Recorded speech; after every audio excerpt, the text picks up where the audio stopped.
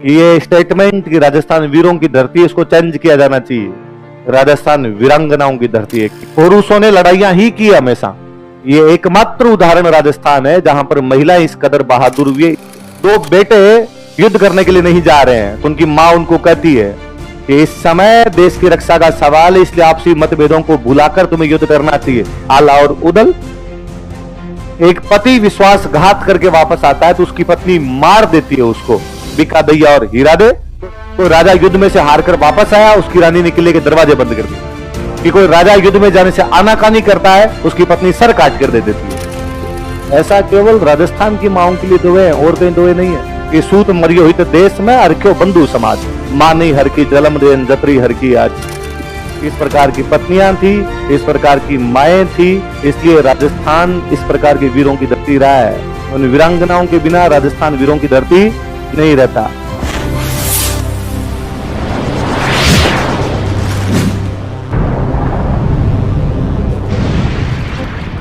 कि राजस्थान को यदि वीरों की धरती कहा जाता है तो ये पुरुषों की वजह से नहीं है। पुरुष तमाम जगह लड़े हैं, ज्यादा लड़ लिए, कहीं कम लड़ लिए, कहीं मर गए, कहीं जिंदा रह गए, कहीं सामने छाती करके लड़ लिए, कहीं पीठ पीछे गोलियां खा ली। तमाम विश्व के अंदर ऐसा हुआ है। मानव सभ्यता ने जहां कहीं जन्म लिया है वहां पे पुरुष का काम ही लड़ना रहा है। इतनी वीरता पूर्वक बातें करने वाली महिलाएं केवल और केवल राजस्थान में हुई। मुझे उस वाक्य से गंभीर आपत्ति है कि राजस्थान वीरों की धरती है। मुझे लगता है इस बात को कहा जाना चाहिए कि राजस्थान वीरांगनाओं की धरती है, या कम से कम इतना तो किया जाए कि वीरांगनाओं तथा वीरों की धरती। उस पन्ना धा है, उस अमृता देवी बिश्नोई, उन पद्मिनियों, कर्मावतियों, फूल कंवरों, उनके बलिदान को कोई कैसे भुला सकता है। और ये तो वो नाम है जिन्हें हम जानते हैं। खेत सिंह रूपावत की मां की तरह वो असंख्य महिलाएं जिन्होंने इस रेगिस्तान में और कुछ भी नहीं होता था उस धरती के लिए अपने बेटों को भेज दिया था। कभी इस भारत भूमि की रक्षा करने के लिए सर्वाधिक बलिदान यदि दिए थे तो आपके राजस्थान के लोगों द्वारा दिए गए थे। पानी महंगा था, खून सस्ता करके रख दिया था हमने। राजस्थान वीरांगनाओं की धरती है। किसकी धरती है? अपने यहाँ पे माताएं बहनें इस प्रकार की हुई थी कि उस वजह से आदमी लड़ लिया। दुनिया में जहां कहीं मानव सभ्यता फलित फुलित हुई है वहां पर सब जगह लड़ाइयां हुई। ये एकमात्र उदाहरण राजस्थान है जहां पर महिलाएं इस कदर बहादुर हुई है। इसके अलावा महिलाओं की बहादुर के किस्से सुनने को नहीं मिलेंगे। अपवाद अलग चीज है। अपने यहाँ पे खूब सारे किस्से हैं कि एक दो बेटे युद्ध करने के लिए नहीं जा रहे हैं तो उनकी मां उनको कहती है कि इस समय देश की रक्षा का सवाल है, इसलिए आपसी मतभेदों को भुलाकर तुम्हें युद्ध करना चाहिए। आला और उदल। एक पति विश्वासघात करके वापस आता है तो उसकी पत्नी मार देती है उसको। बिका दैया और हीरा दे। हम आगे पढ़ेंगे। कोई राजा युद्ध में से हारकर वापस आया, उसकी रानी ने किले के दरवाजे बंद कर दिए।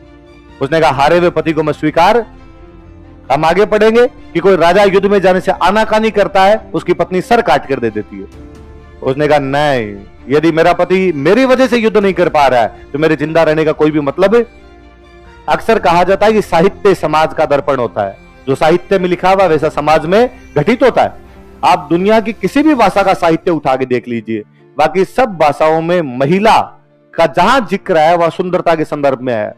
वो इतनी सुंदर है, चांद जैसा मुखड़ा, ऐसी चाल, पलाट, डिंगड़ा, ऐसी कैसी बातें आएगी। केवल और केवल आपको राजस्थान मिलेगा जहां पर महिलाओं के जो किस्से आएंगे उनमें बहादुरी है। आपके राजस्थान मिलेगा जब किसी कवि ने दोहा कहा होगा कि इला न देनी आपनी न हालरियो हुलराय, पूत सिखाना पालना न मरण बढ़ाई माए। कि एक माँ अपने बच्चे को जब पालने में झुलाती है तब कहती है कि धरती मत देना भले मर जाना। इला न देनी आपनी। इला मतलब धरती। इला मतलब क्या होती है? हालरियो हुल रहा है। उस पालने में झुलाते हुए एक माँ अपने बच्चे को सिखाती है कि मर जाना लेकिन क्या मत देना। एक बच्चा जब बचपन से इस प्रकार की कहानियां सुनते हुए बड़ा होता तो किसी युद्ध के अंदर वो मरना अच्छा पसंद किया करता था बनिस्बत इसके युद्ध में से वापस आ जाए या युद्ध में हार के आ जाए या युद्ध के अंदर सरेंडर करके आ जाए। इसलिए अपने यहाँ पे बहादुरी के किस्से ज्यादा अलग है। मुझे याद है किसी एक का दुआ कभी भूल गया मैं कि सूत मरियो हित देश में। सूत का मतलब होता है बेटा। सूत का मतलब क्या होता है? सूत मरियो हित देश में, कि बेटा किसके हित में मरा? देश। हरख्यो बंधु समाज, हरखने का मतलब होता है राजी होना। सारे भाई बंधु और पूरा समाज खुश हुआ कि हमारा जो पुत्र है वो देश की रक्षा के लिए लड़ता हुआ मरा था। कोई शहीद होता तो अपने गर्व होता है यार, मौत आई तो कम से कम देश की रक्षा के लिए तो मौत आई, वरना मर तो आदमी कैसे भी सकता है। हम यहाँ से घर जाएं, रास्ते में हार्ट अटैक का दौरा है उसमें मर जाए, रात को सोएं सुबह उठे ही नहीं, कभी खिलखिलाकर हंसे और हंसी के साथ ही मर जाए।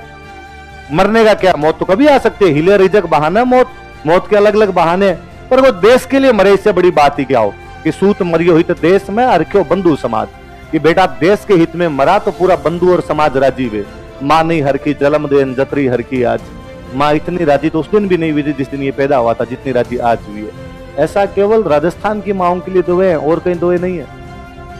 मुझे एक और दुआ याद आता कि रण चालू सूत भागियो, युद्ध चालू है और बेटा रण चालू सूत भागियो, घावा लथपथ था है, कि गांव में लथपथ हो रखा, वो कट कट लग रखे उस शरीर पे तलवारों के, पर युद्ध चालू था और उसके अंदर वो भाग गया। मायर हांसड़ बाल दिया, धन चूड़ो चटका है। मां ने अपने स्तन काट के फेंक दिए थे कि शर्म आती है कि मैंने तुझे कभी यहां से दूध पिलाया था। पत्नी ने अपने चूड़ा तोड़ लिया था कि कम से कम ऐसे पति से तो अच्छा है वहां पे तू मर के आता तो मैं तुमसे ज्यादा राजी रहती। इस प्रकार की पत्नियां थी, इस प्रकार की माएं थी, इसलिए राजस्थान इस प्रकार के वीरों की धरती रहा है। उन वीरांगनाओं के बिना राजस्थान वीरों की धरती नहीं रहता।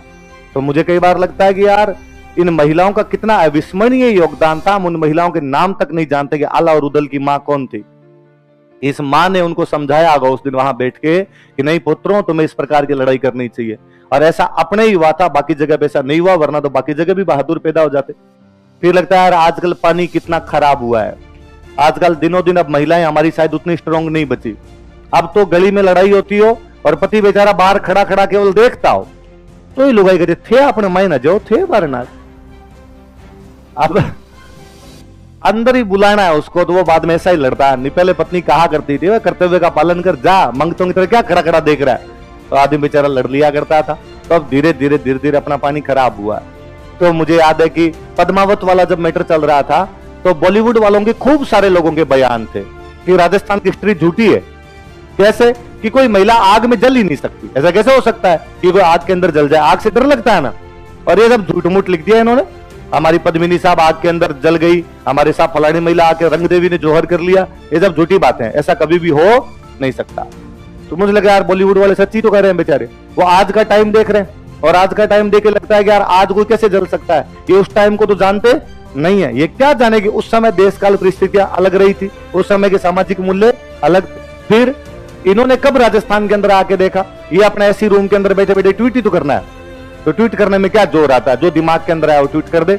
तो मुझे लगा यार जो लोग ये कहते हैं कि जोहर में जल ही नहीं सकते, जोहर की आग में बैठना कितना खतरनाक होता है।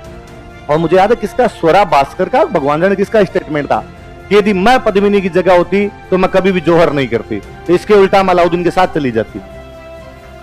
और मरने से अच्छा है कि साथ में चला जाओ, आदमी कम से कम जान तो रहे, जान ज्यादा जरूरी है, मरना तो कायरता है। मुझे लगा यार इन बॉलीवुड वालों ने भारत का संविधान भी नहीं पढ़ा गया। भारत के संविधान का आर्टिकल 21 साफ साफ कहता है कि प्रत्येक व्यक्ति को जीवन जीने का अधिकार है, पर कैसा जीवन, गरिमा युक्त जीवन, लाइफ विद डिग्निटी। और ऐसा लाइफ जिसके अंदर डिग्निटी नहीं है, आदमी चाहे तो उसको खत्म कर सकता है। ये हमारे भारत के संविधान ने कहा है। और ये हर बात में संविधान को लाने वाले लोग इतनी सिंपल सी बात नहीं जानते कि एक महिला किसी दूसरे पुरुष के साथ चली जाएगी तो उसमें डिग्निटी कहां बची, किसी के रखेल जाके बन के रहने में गरिमा कहां है जीवन की। और उसे यदि लगता है कि यदि गरिमा नहीं बचती है जीवन की, इससे अच्छा मैं मेरे जीवन को गरिमा युक्त समाप्त तो करूं। और यदि वो महिला कर रही थी तो आपको तो सबसे पहले सपोर्ट करना चाहिए। माई लाइफ माई चॉइस के सबसे बेहतरीन उदाहरण तो इन्हीं लोगों ने दिए थे कि नहीं, मेरी जिंदगी पे मेरा अधिकार है, मैं किस प्रकार से रहूंगी, किसके साथ नहीं रहूंगी, ये तय करने वाला पुरुष नहीं हो सकता, ये तय करने वाली मैं हूं। और उस महिला ने अपना जो रास्ता चुनना था वो चुना। और तुम आज 700 साल बैठ के, 900 साल बाद में बैठ के इस बात पे डिबेट करते हो कि नहीं वो महिला आग में जल ही नहीं सकती। साहब आग में तो देख लो, तवे के भी हाथ लग जाए तो भी अपनी अंगुलियां ऐसे होने लग जाती है। तो मुझे लगा यार बॉलीवुड वाले तो इस बात को भी क्या ही समझ पाएंगे राजस्थान के बारे में कि हमारे दिसंबर के महीने में जब तापमान -3-4 डिग्री चला जाता है, तब गंगानगर का कोई एक किसान इंदिरा गांधी नहर के ठंडे ठंडे पानी के अंदर रात को 2 बजे से सुबह 6 बजे के बीच में अपनी एक पतली सी स्वेटर के अंदर, अपने एक जोड़ी बीड़ी के बंडल के सहारे, अपने पजामे को लगभग यहां तक मोड़ते हुए 4 घंटे पानी में खड़ा रहता है। खड़े रहते किसी बॉलीवुड वाले को ये कहा जाए कि 4 घंटे पानी में खड़ा रहना है, तो भी इनको लगेगा यार पानी में कैसे खड़े हो सकते हो, वो भी उस तापमान में, जब तापमान -4 डिग्री का हुआ। मैं को इन महिलाओं को, बॉलीवुड वाली महिलाओं को तो ये भी बताया जाना चाहिए कि पश्चिमी राजस्थान में हमारी महिलाएं आज भी खुद मसाले कूटती है, और मसाले कूटने वाला जो मुसड़ होता है वो 7.5 किलो का होता है, और वो एक हाथ से कूट लेती है, दूसरा हाथ पड़ोसन से चुगली करने के लिए चाहिए। मगर ये बॉलीवुड वाली हीरोइनें बेचारी इस बात को कैसे समझ पाएगी, क्योंकि किसी जिम में जब 2.5 किलो का डंबल उठा लेती है तो अगले दिन अखबार के अंदर आता है कि कमर में लोड शूटिंग नहीं हो पाएगी 3 महीने। तुम्हें क्या पता रहे क्या होता है क्या नहीं होता है, तुम बैठे बैठे वहां पर बकवास कर लेते हो। यहाँ पर हीरा दे जैसी महिला हुई थी, इसने पति मार दिया था। कोई बात बताए, देखिए आज की दुनिया में इस बात को कहे कोई, इसका पति को इस बात के लिए मार दिया था क्योंकि उसके पति ने क्या किया था। मैं इस बात को हमेशा स्ट्रांगली कहता हूं कि किसी भी समाज को दिशा केवल और केवल महिलाएं दे सकती है। जैसा महिलाएं चाहेगी वैसा समाज बनेगा। पहले महिलाएं बहादुर थी इसलिए उनके बच्चे भी बहादुर पैदा हुए। पहले महिलाएं ज्यादा कर्तव्य परायण थी इसलिए पुरुषों के अंदर भी वो सब चीजें देखने को मिलती है, क्योंकि महिलाएं पुरुषों को डिक्टेट कर रही थी। जब तक महिला समाज को चलाएगी समाज का निर्माण उसी प्रकार का होता रहेगा। अब महिलाओं ने चलाना बंद कर दिया, महिलाओं ने चलाना बंद कर दिया तो पुरुष लिचड़ था, लिचड़ है और लिचड़ रहेगा। उसमें ज्यादा लक्षण वैसे भी कभी नहीं रहे हमेशा। अरविंद भारत के एक बहुत बड़े दार्शनिक हुए। अरविंद का नाम सुना होगा, क्रांतिकारी थे, बाद में दार्शनिक बन गए थे। अरविंद ऐसा कहते हैं कि दुनिया की किसी भी वस्तु के अंदर निर्जीवपन नहीं होता है, दुनिया की सारी वस्तु सजीव है, निर्जीव कुछ हो ही नहीं सकता। तो कहा अरविंद यार ऐसी ये बोतल, ये बोर्ड, ये तो निर्जीव है ना। उनका नहीं, निर्जीव नहीं है, इनमें चेतना का स्तर लो है। जो इनकी कोई अवेकनिंग होनी चाहिए, जो इनमें चेतना होनी चाहिए, वो अपने हाई लेवल पर नहीं है, वो इनमें कम है, वो चेतना उतनी नहीं है। तो उनका निर्जीव जिनको आप कहते हो पत्थर, इनमें चेतना कम है। फिर जो घास फूस है उसमें चेतना थोड़ी ज्यादा है, बड़े पेड़ पौधे उनमें चेतना थोड़ी और ज्यादा है, पशु पक्षियों में चेतना थोड़ी और ज्यादा है, मनुष्यों में चेतना थोड़ी और ज्यादा है, और ईश्वर में चेतना सबसे अधिक है। ईश्वर पूर्ण है, ईश्वर में चेतना की किसी प्रकार से कमी नहीं। पर प्रत्येक पिछली चीज आगे बढ़ने का प्रयास कर रही है। जिसको आप पत्थर कहते हो वो चाहता है मैं चेतना को बढ़ा के दूब बनूं, दूब चाहती है मैं चेतना को बढ़ा के बरगद बनूं, बरगद चाहता है चेतना को बढ़ा के पशु पक्षी बनूं, पशु पक्षी चाहता है मैं मनुष्यों के बराबर चेतना लाऊं, और मनुष्य चाहता है कि मैं भगवान बन जाऊं। प्रत्येक जीव अपने अगले चरण में जाने का प्रयास करता है, प्रत्येक जीव अपने चेतना को बढ़ाने का प्रयास करता है। पर अरविंद जब मनुष्य की बात करते हैं तब अरविंद पुनः कहते हैं कि मनुष्यों में भी महिलाओं में चेतना ज्यादा है और पुरुषों में चेतना कम है, इसलिए महिलाएं ईश्वर के ज्यादा नजदीक और पुरुष ईश्वर के कम नजदीक है। और मुझे तो कई बार लगता है कि ये फेमिनिस्टों ने ये स्टेटमेंट कहां से सीखा रे कि महिला और पुरुष दोनों समान होते हैं। कैसे हो सकते हैं? महिलाएं पुरुषों से लाखों कोस आगे, कोई करोड़ों कोस आगे। केवल महिला ही तो है जिसको भगवान ने कहा कि वो जन्म दे सकती है, पुरुष कभी देखे देखे देखे। तो आप धरती और महिला इनके पास ही केवल जनन की क्षमताएं हैं, और वो क्षमताएं दूसरे किसी को नहीं दी है भगवान ने। इसका मतलब महिला पुरुषों से अलग गुण रखती है, महिलाएं पुरुषों से आगे है। पर आपने महिलाओं को शुरू से ये कह के तुम पुरुषों के बराबर हो, तुम पुरुषों के बराबर हो, महिलाओं का बट्टा बिठा दिया। तो ना महिलाओं को कहा जाना चाहिए था कि पुरुष लिचड़ है, तुम सुधारो इनको और तुमसे इनसे आगे हो। और मुझे आज भी लगता है कि समाज में जो भ्रष्टाचार आप देखते हो, जिस दिन महिलाएं सोचेगी उस दिन खत्म हो जाएगा। अब एक आदमी जब भ्रष्टाचार करके लाता है, पत्नी को लाके पैसे देता है, वो चुपचाप अंदर रख लेती है। एक दिन कोई हीरा दे बने, दोबारा कोई लाए देखे, पैसे लाए, उसके बाद मैं कहता हूं मारना तो है ही नहीं, केवल चाकू लेके पीछे ही भाग ले, है ना। मारना नहीं है, केवल यही कह दे कि भाई ला तू इस बार लेके आना। और अब खुद ही कह देती है, महिलाएं कह देती है, ये क्या तनख्वाह से क्या पार पड़ेगी है। थोड़ा बहुत के ऊपर की कमाई नाम की भी तो चीज होती है तो फिर आदमी कहता है तू ही चाहती है तो मैं और लेके आ जाऊंगा। मैं कोई फर्स्ट ईयर सेकेंड ईयर में बीकानेर पढ़ा करता था, तब एक सब इंस्पेक्टर की वैकेंसी आई हुई थी, 2007 के आसपास की बात है। मेरे पास में एक भैया रहा करते थे, वो भैया सब इंस्पेक्टर की तैयारी करते। मेरा जीके वीके थोड़ा ठीक था, तो मैं उनसे यूं चलते कभी सवाल पूछ लेता कि भैया ये बताओ इसका उत्तर क्या होगा, इसका उत्तर क्या होगा। तो उन्हें लगा यार बच्चा ठीक है पढ़ने में, तो डेली शाम को आधे घंटे मेरे पास आ जाते डिस्कशन करने के लिए। डिस्कशन तो क्या था, वो अपने नोट्स लेके आते और मेरे कहते सवाल पूछ। तो मैं कहता आज क्या क्या पढ़ा बताओ, जैसे वो कहते मैंने चौहान पढ़ लिए, तो मैं उनके नोट्स में से चौहानों में से क्वेश्चन पूछता। मैं टाबर ही था तो मेरे थोड़ा वो शौक था कि भैया को फंसा लूंगा, मैं टफ सवाल पूछूंगा। यूं होता है ये बच्चों में कि फंसाता हूं मैं इनको। अब मैं उनको एक आधा सवाल पूछा, उसमें फंसा लेता ये कौन ये कौन ये कौन। और फिर मैं कहता भैया तैयारी नहीं है आपकी पूरी, और पढ़ो अभी तो। कभी वो हिंदी लाके मुझे विलोम शब्द पूछ ले, पर्यायवाची पूछ ले। एक दिन भैया मेरे पास हिंदी की बुक लेके आए और जीके की बुक लेके आए और मैंने आधे घंटे तक खूब सारे सवाल पूछे, पर भैया फंसे ही नहीं। भैया ने सारे धड़ाधड़ जवाब दिए उस दिन। अब लास्ट में ही हारा और मैंने कहा भैया आपकी तैयारी तो जोरदार हो गई यार, आप तो पक्के थानेदार लग जाओगे। तो उन्होंने कहा कि हाँ इस बार तेरा भाई पक्का थानेदार है, और मैं जब थानेदार लग जाऊंगा ना फिर तू है ना घर से पैसे वैसे मत मंगाना, तेरा भाई देगा तेरा खर्चा। वो पास में रहते थे, सीनियर थे। तो मैंने वापस कहा भैया इतनी कितनी तनख्वाह मिलेगी आपको? उनका तनख्वाह से थोड़ी होता है, तो कई होते हैं। अरे अब मैं जब आप नए नए होते हो, यंग एज में होते, स्कूल टाइम में होते, तो आप में यूं थोड़ा देश के प्रति भावनाएं ज्यादा होती है। मैंने कहा भैया तो आप क्या सोचते हैं कि आप रिश्वत लेंगे? उन्होंने कहा ये भ्रष्टाचार नहीं है, शिष्टाचार है, सिस्टम इसी से चलता है, ऐसा करना जरूरी होता है। मैंने कहा नहीं, देश आप जैसे लोगों की वजह से बैठ रहा है, ये जो बट्टा बिठाया देश का, ये आप जैसे लोगों ने बिठाया, और भ्रष्टाचार नहीं करना चाहिए। भैया आप यदि भ्रष्टाचार करोगे तो हम किससे सीखेंगे? हम आपको अच्छा मानते हैं, आप आगे जाके करो। मैंने उनको 2-3 मिनट का फटाफट भाषण दिया, 15 अगस्त टाइप वाला भाषण मेरे तैयार था भ्रष्टाचार का। मैंने हाथों हाथ उनकी लाइनें बोली कई, वो मेरे ये भाषण सुन के मुस्कुराए, मुस्कुरा के मेरे सिर में हाथ फेर के कहा राजवीर तू अभी टाबर है, तू समझता नहीं है, लेकमे की नेल पॉलिश 55 रुपए की आती है। मुझे लगा यार ये भ्रष्टाचार की जड़ तो लेकमे की नेल पॉलिश है। अब तो मुझे लगता है लेकमे की नेल पॉलिश महंगी हो गई होगी, पर 2007 में ही जब वो 55 रुपए की आ रही थी, अब और महंगी हो गई होगी। इसलिए है लड़कियों, तुम पर ये जिम्मेदारी है कि समाज कैसा होगा, समाज वैसा ही होगा जैसा तुम चाहोगी। तुम समाज को अच्छा बनाना चाहती हो तो समाज अच्छा बन जाएगा। पुरुषों के भले तो समाज आज सुधरे। आई बात समझ में? तो भ्रष्टाचार रोकना हो तो तुम्हारे हाथ में, भ्रष्टाचार आगे बढ़ाना हो तो तुम्हारे हाथ में। कम से कम कोई लड़की ये नहीं कहनी चाहिए कि समाज कितना खराब हो गया है। समाज को चेंज करने वाली केवल और केवल कौन हुई? हमेशा वो दिशा निर्देश दे, वो जैसा करे वैसा समाज होता है।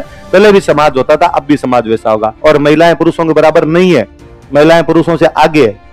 आज के बाद कोई लेख लिखो ना, उसमें लिखना कि महिलाएं पुरुषों से आगे है। लिखते हो महिला और पुरुष दोनों बराबर होते हैं। कैसे होते हैं बराबर? महिला क्या होती है पुरुषों से? आई बात समझ में? जोर से तो बोलो। तुम लड़कियां मरी मरी बोलती हो। हाँ, तब ये पानी खराब हो गया। अब पहले वो गांव में कहते हैं कि साहब पहले सांगान, कुंभान, पृथ्वीराजन, ये सब विगराजन, ये रंग रंग डील के डाकी पैदा हुए, ये मौत के मुंह में घुस जाया करते। ये सामने 10,000 आदमी है, इधर से 1000 आदमी जाके घुस गए, ये लड़ लेंगे। क्या कारण था? फिर वो कहते हैं अरे पहले जब माँ के बच्चा होता था ना तो सूंठ के लाडू खाती थी। सौंठ होती है, सौंठ, ये सौंठ के लाडू खाया करती थी, तब बच्चे वैसे होते। तो अब क्यों नहीं होते? अब इमली खाए, इमली तो टाबर इमली टाइप के हो रखे आज का। टाबरों खुद को डर लग रहा है। तो लड़कियों तुम पर बड़ी जिम्मेदारी है समाज की, सुधारो इस समाज को तुम।